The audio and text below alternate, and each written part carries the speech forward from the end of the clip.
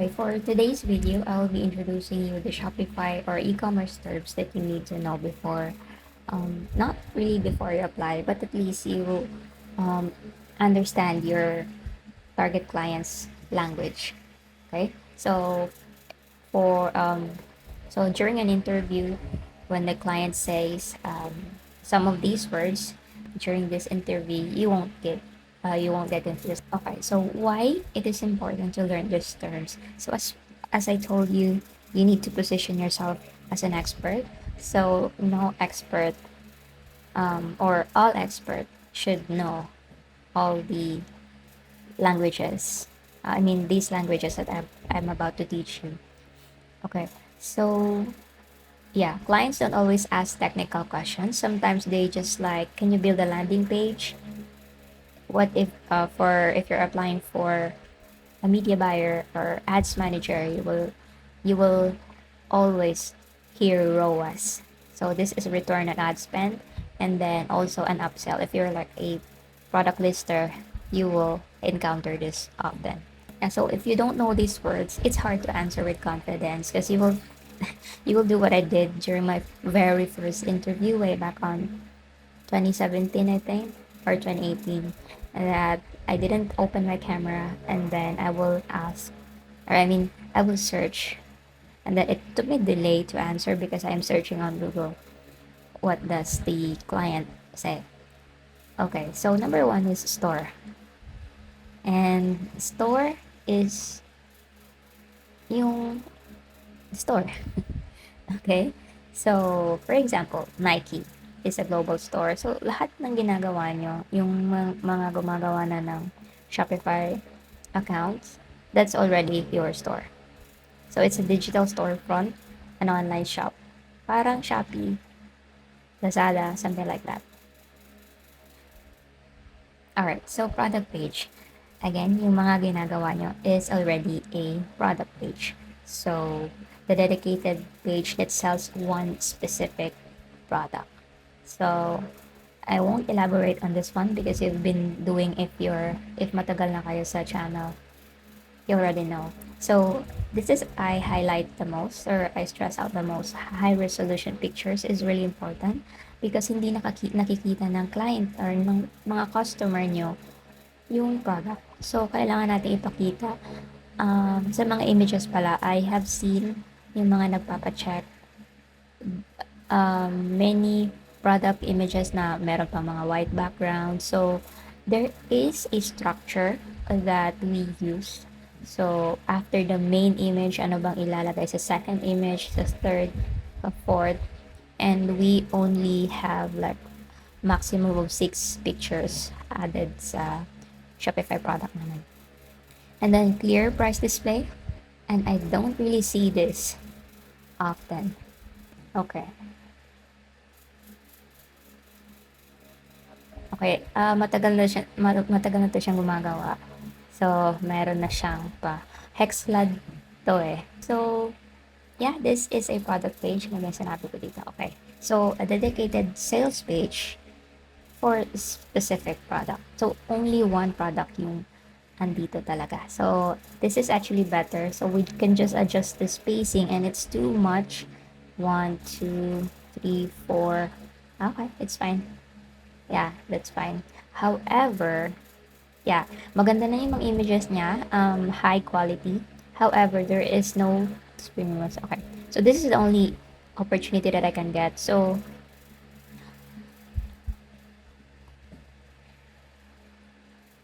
let me check. Magaling kasi hindi niya inulit-ulit yung pictures niya dito from here to here. So, good work. Okay, so more on benefits. It's good. This one is good. I'm not sure if you're copying this from competitor, but it's fine. We used to do that before AI. Nangunguha lang kami ng mga pictures sa competitor. Okay, this is really good.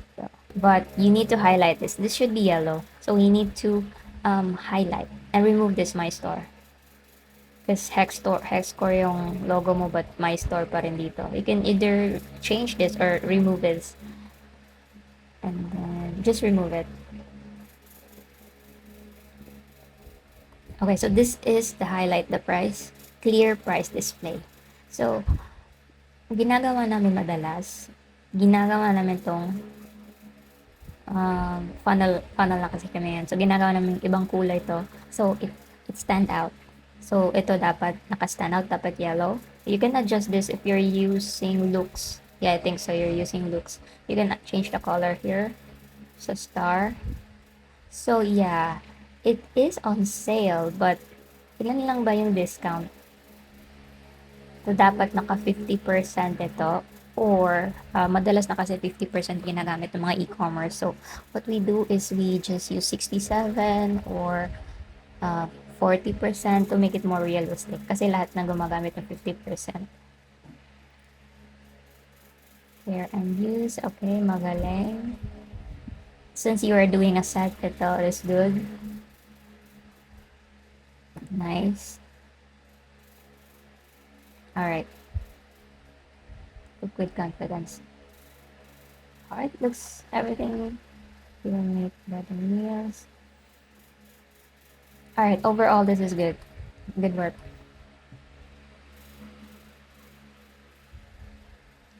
Detailed description. Okay, great. And then add to cart.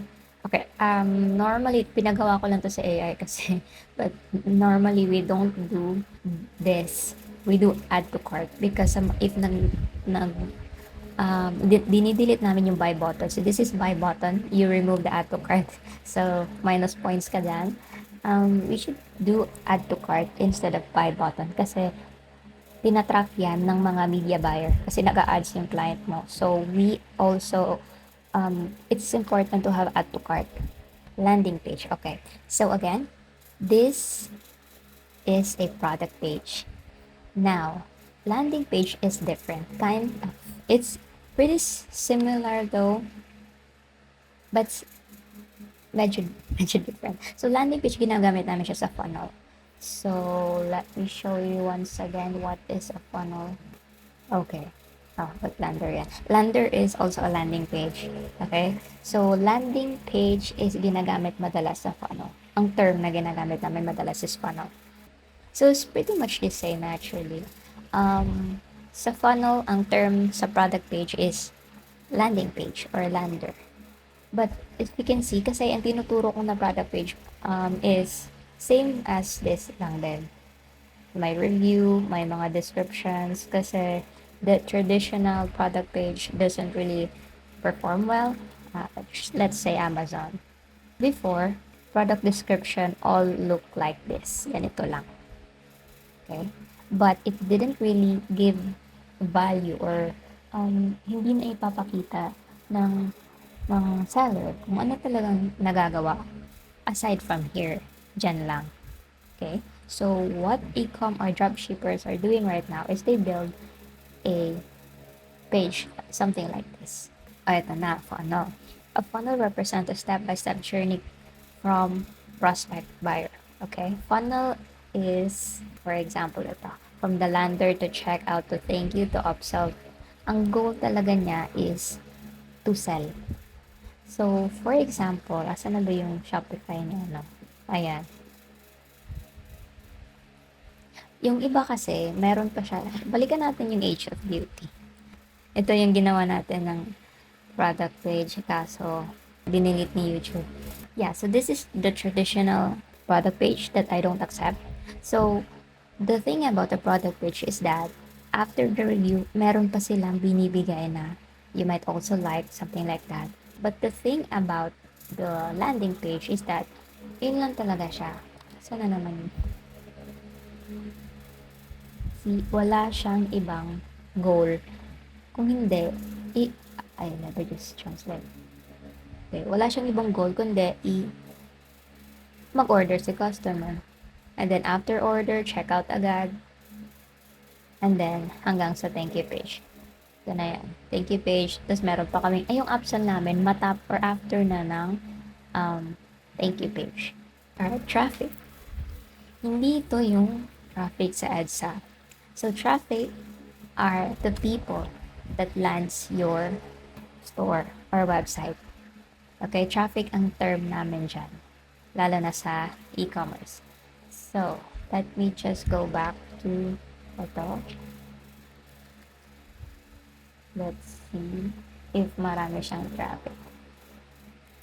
So I have this extension called SimilarWeb.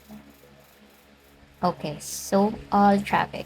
So ito si Age of Beauty, meron siyang, so last April ang dami niyang monthly visits or maraming pumunta sa ano niya sa store niya. Meron siyang 11,800. Bumaba siya nung May, 1.6 na lang. Medyo tumaas ngayon. I think nagra-run siya ng ads. So bounce rate is yung pumunta siya sa store mo, tapos umalis agad. And then, monthly visits, ito na yon. Mga ilang tao ang pumupunta or nakiklik, pumupunta dito sa link. And then, average visit, tingnan nyo, seconds to play lang siya, nag-scroll. Okay, so that's important na kailangan engaging yung product pages nyo. Okay, so yung attention span ng tao talaga, yan lang, 11 seconds lang, imagine if magbabasa pa sila. So, meaning, hindi na nila binabasa yan. So, nagba-bounce back agad sila, bumabalik, or kine-close nila agad yung website. Conversion. Okay. Conversion happens when a visitor or traffic, yung kanina, completes the desired action to the store, which is sale.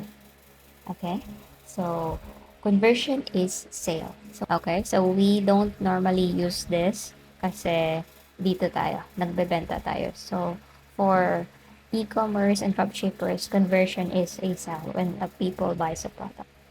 Conversion rate. Ito ginagamit to madalas sa mga nagbi-media buying. Conversion rate is, for example, conversion rate is a percentage of visitors who buy.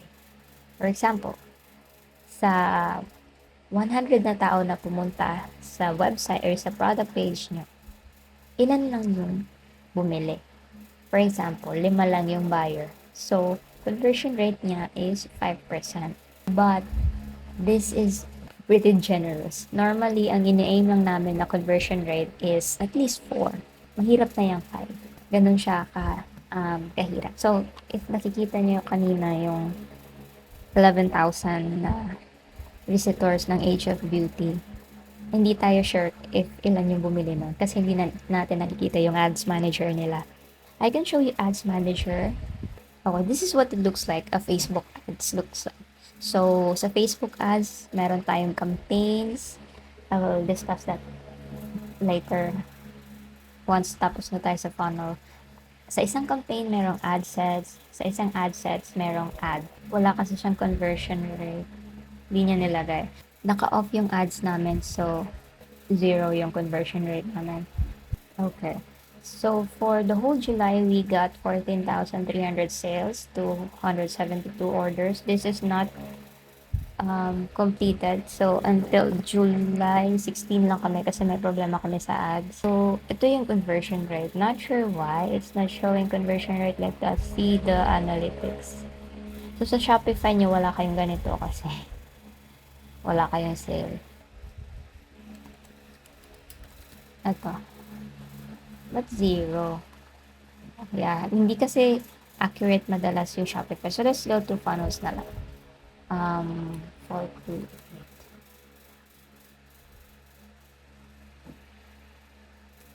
So, funnel siya to. Makikita din yung conversion rate. Ito, yung conversion rate niya. CVR.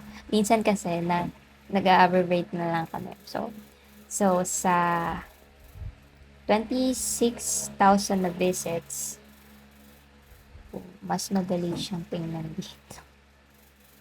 4 to 8. 5 times.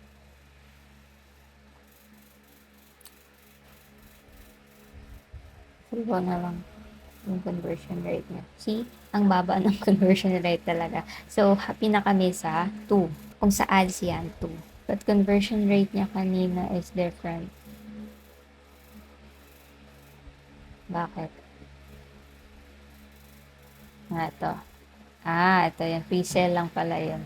So, ilan lang yung bumili. See, you can see this. Sa 26,000 na tao, ang bumili lang is 508. Okay? So, ganun siya. So, ang conversion rate niya is 4.96. So, iba yan. Iba yan dyan. Kasi, ito talaga yung, nandito yung checkout kasi. So, ito yung importante na i-check. So, 508. So, 4.9. Okay na yan. I'm not sure why it's showing 98 earlier. Siguro, hinalo-halo na lahat ng to. The average. But this is important to check out. Okay. Advertisement. Ito yung ads. Pretty much explanatory. So, paid marketing content displayed across channels. Its primary job is to drive interest buyers into store. Facebook ads, TikTok ads, Google ads. I know all of this, but let's not dive to this for now. It will confuse you like what I did with the conversion rate earlier. Okay. So, creative. Ito na yung tawag namin sa video na inilalagay namin sa ads. So, it's either product photos. Normally, ginagamit namin. Hindi kami gumagamit ng banner graphics. Product photos, UGC. UGC is user-generated content. Yung mga nakikita nyo mga affiliate sa TikTok. Ganun. Iba kasi yung traditional na ads before, but I don't think na it's worth it to share because we're not really using that old way before. Madalas ngayon UGC na, nangunguha na lang kami ng mga video ng influencer or nagpapagawa kami sa AI. Okay, copy. It is copywriting. Ito yung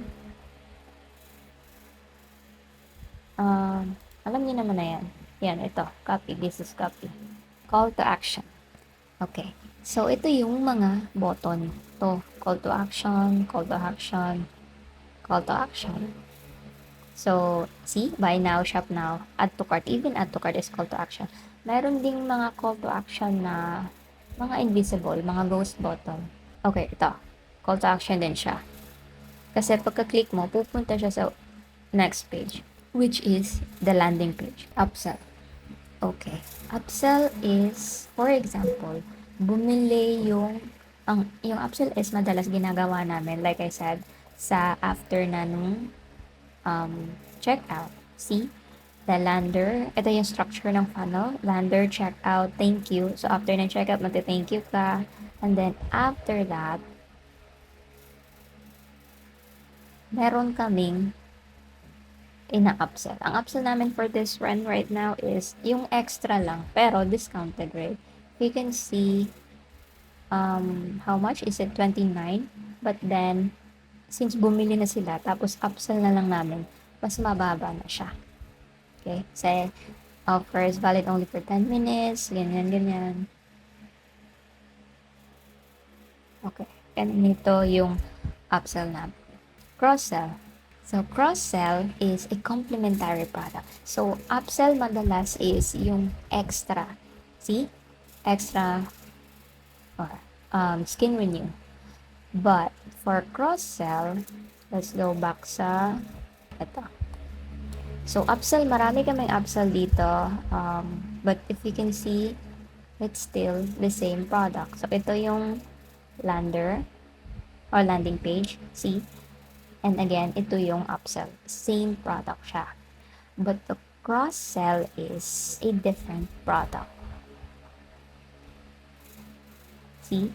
Iba na siya. So, what I think of having the complementary product is a product, for example, this is para sa anti-aging. This is anti-aging product. So, goal is to have a smoother looking skin. Okay? Yung downsell, it adds, this is Celluglow. So, this is for cellulites. Alam niyo ba yung cellulites? So, itong mga ganito. So, it's still related to the main product. So, that's how we do cross-sell. AOV, ito yung sinabi ko. This is average order value. So, average order value is this. See? So, for example, balik tayo dun sa medyo chill na funnel. Ito. Madami na kasi yan kanina. Hybrid na kasi yan. So, As you can see, 29 siya. However, if you can see, ang average order value niya is 44. This is euro. So, why is that happen? It is because may mga may mga customer na bumibili ng tigda dalawa, tigda tatlo, not just 29. So, that's the average na um, amount na nakukuha namin sa product na to. Or, yeah, na-earn, nabebenta namin sa product na to. So, that's average order value. So, calculates the average revenue generated every time customer completes. Yeah, so mas gusto nila yung higher AOV. So, let me show you. So, average order value namin dito sa dati namin funnel is only 44 euro. See, because meron lang kami buy 1, buy 2, buy 3. But the good thing that we have here, bakit namin inuba? It's because meron na kaming buy 6. Tinanggalan namin ng buy 2. So, buy 6, buy 9. So, ang average order value na namin ngayon is 59. Okay? So, tig to 29 lang siya dapat, pero since marami na kaming bundle, if that makes sense, nagiging mat na tayo. Nagiging mataas na siya. So, higher AOV means more profit without needing extra traffic. Alam niyo na yung traffic, diba? And mas gusto ng client yun na mas mataas yung AOV nila. Offer. Offer is free shipping, 50%, buy one, get one. Offer, okay. Change the Welp My Store 2-year offer. I'm not sure if they get what I said. Hindi na siya online. Ito kay DJ. Ito, kasi yung iba, welcome to my store lang dito. So, kaya sinabi ko, change the welcome to my store 2-year offer.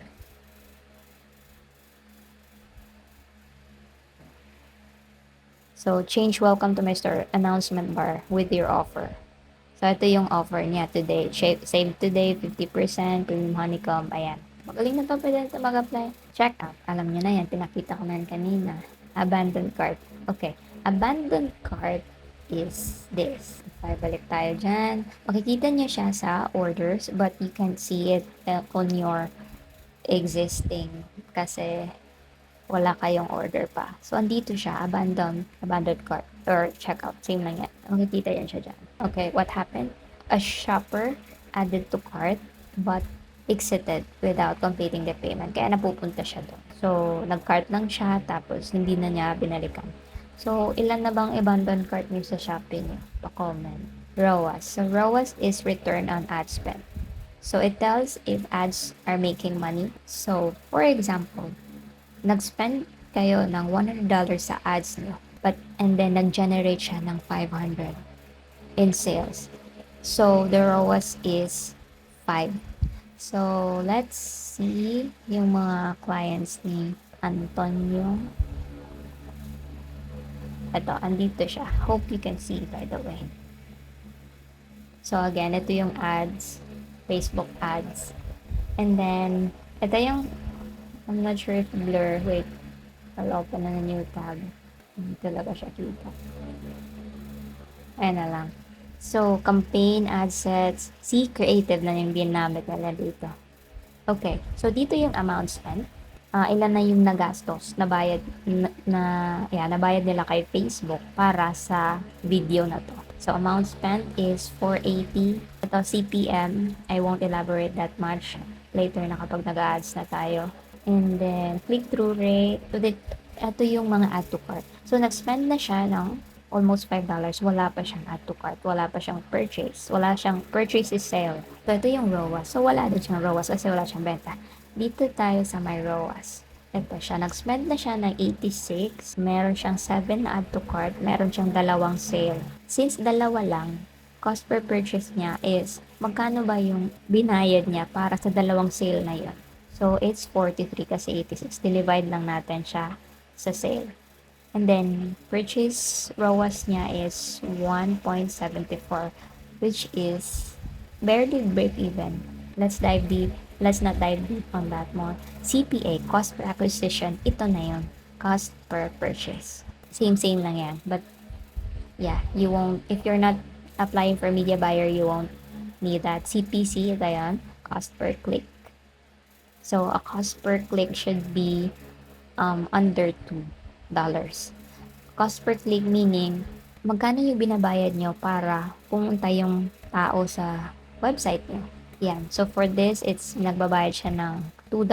That's 100 something. Para lang pumunta yung tao sa website niya. So, the lower the CPC, much better.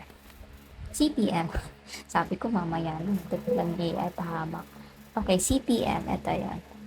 So, cost per 1,000 ad per impression. Impression is also the traffic. Nakakasunod pa ba lahat? Mamaya na yan, ads kasi yan. Pixel. Okay. Pixel sa ads din. We'll skip this na lang muna. But you will hear more often. So, product research. Ito, nagamit natin to. So, product research is the way, ay yung term na ginagamit namin sa paghahanap ng potential winners. So, I think I had a video on how to do product research. So, you can check that. Let's see if I can show. Okay, let's show product research. So, ito yung product research sheet namin. So, actually, I made a video because I am doing like source inbox and CJ dropshipping. So, might as well I'll record so you can see live. Wait. So, ito yung, for example, let's use this. Okay, I'm using a tool called Winning Hunter, but there's lots of tools. This is one of them. Okay, so ginagamit namin dito is pupunta kami sa ads. So, there are lots of options. I can like have a one video just for this, for every product research tools that I use. But marami kasi siya. So, ads, stores, TikTok shops. So, I'll not explain that right now. For example, I'll go with this. So, madalas, ginagamit namin is anti-aging. Search namin dito.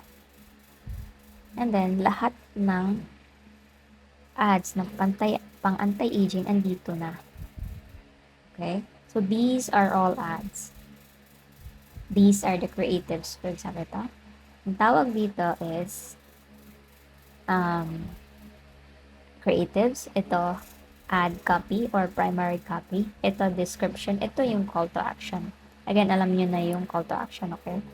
So, yeah. That's about it. Okay, yeah. Ito, main criteria. Meron akong in-depth video on which products to look for. So, number one, it should solve a real problem.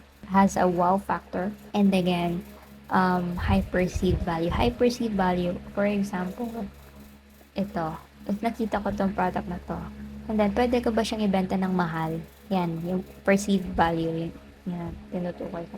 Next, winning product. Okay, winning product is, for example, okay, so, for example, sa lahat ng product na to, tinest namin. Test is, nagra-run kami ng ads. Yun yung term namin, testing product.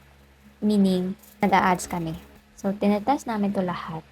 Tapos, isa lang yung bumenta. Yan yung winning product. Yes. Out of 22, tapos isa lang, ayan yung winning product. Meron lang kami isang winning product. So, this is how we have, this is ClickUp. So, this is a CRM. Isang tool para sa organization. So, for example, meron kaming product na, ito yung ginagawa ko today. So, lahat ng to, ilalagay ko siya dito kasi gagawa ng product ng mga product builder namin. So, andito lahat siya sa to build. Kapag ginawa na nila, i-move nila, yan, drag and drop lang yan, i-move nila sa in progress.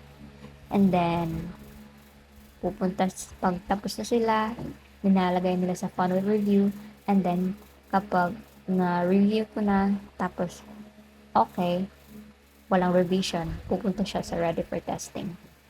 And then, kapag hindi, babalik ko siya sa revision. And then, meron kaming, pagtapos na dyan sa ready for testing, yung media buyer namin, nilalagay yung, ano, yung, may ibang term kasi sila. Ito yung scaling. Ito lang yung winner namin ngayon. Tatlo. Bagong store to. So, we have 4 store right now. And for this store, ito lang muna yung tatlo, yung winner. Scaling. Alright. Ito na yun. As you can see, scaling. Scaling is, nag increase kami ng budget sa ads. Kasi, working siya. Kasi winner siya. Ayan. Ano to? Okay. So, kapag sa interview nagsasabi ang client na, our landing page has low conversion rate. At this point, alam niyo na ba anong meaning yan? Meaning, many people are visiting the store, but only very small percentage are completing the purchase. I think we need an upsell. Meaning, gusto niya ng another offer sa checkout. See, checkout offer para tumaas yung AOV niya, average order value. Sino gusto mag-answer ng worksheet? May pwede akong gumawa ng ganito din. Hindi siya multiple choice, kailangan niyo magsulat. Ano yan? So, just let me know kung gusto niyo based on this. Okay? I think tapos na. You don't need to be an expert on day one, but client may use these words. You'll understand what they mean. Yeah. Okay. So, meron nag-ask if I can show order processing. So, this is source inbox, one of the top na ginagamit ng mga e-commerce. Meron din CJ Dropshipping. Let me just show you the other one from my other client. CJ. Ito yon. Iba yung itsura niya. Ganito din siya. Okay? So, let's start with source inbox. So, ganito, same lang din naman, ang mga, nila, yung layout lang yung iba. But, there you can see orders. Kung customer service ka, dito ka pumupunta. Ano ba to? Wala tong ngayon. Wala tong order ngayon kasi nakapatay yung ads namin. Or na-fulfill na ng, na-fulfill na. So, dito sa manage order, you will see all of your orders. Ayan. In quotation, meaning nag-aantay kami ng price from our supplier, which is source inbox. To order, dito yung hindi pa na-order. Ito na yung na-process na ng customer service namin, meaning na-send na namin sa supplier, which is source inbox, and then ito yung na-ship na nila. I cannot show right now paano mag-ship kasi. But bukas we will have a meeting. I'll try to record how they do. So, yeah. So, but ito siya. Ganito lang siya. And then, what I do here is, naghahanap ako ng product. Sino ba yun? Let's go to marketplace. Okay. So, example, ito. This product. Ito. So, what I normally told you is, find AliExpress. But, AliExpress is not used sa mga nag-i-e-com kasi ang tagal ng shipping, madaming sira. Kaya gumagamit kami ng ganito, source inbox or CJ Dropshipping. That's the top 2. But then, what they can do to look for products is, ito, copy image, search image, tapos ganyan. Andito na yung mga result. But why I cannot see, nahanap ko na kasi ito last time. Ito siya. But that's the process. And then, what I do here mostly is, di ko na kasi ito ginagamit kasi may contact na ako sa taga-source inbox. So, nagchat-chat na lang ako sa WhatsApp para sa mga products na kailangan ko ng link na wala dito. Kapag walang nag-appear dito, I'll ask for sourcing. Now, let's do CJ naman. So, see, ito yung dashboard, same lang din. Products, orders, iba lang yung structure niya, as you can see. But same lang, andito talaga yan sa left side. And then, to orders. So, how you can search here is just the same though. Ganito lang din.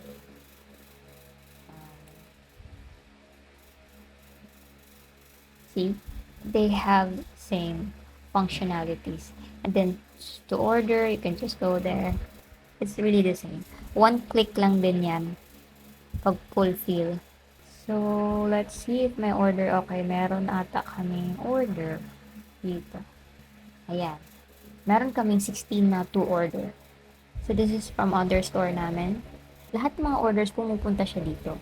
So, if you are a customer service, what you can do is just click order. Or you can change the methods here. I mean, every order, yan yung preferred shipping namin. But, meron mas mababa yung rate at mas mabilis. So, yan na. So, ang dali lang talaga mag-customer service. Mahirap lang yun. Nakaka-stress lang yung, ano, process ng, yung may mga iba kasi naghahanap ng tutorial paano mag-order. Ang dali lang talaga. Kasi, for example, ito, order, and then, you just, yeah, pay now. Wala na. Ganun lang. Sobrang dali. Ang mahirap lang sa customer service is nakaka-stress yung mga customer na nagsasend ng 15 email. Saan nila yung order nila. 3 days pa lang naman sila nag-order. Ganun. Yan lang. Alright, so, yeah, thank you so much for watching.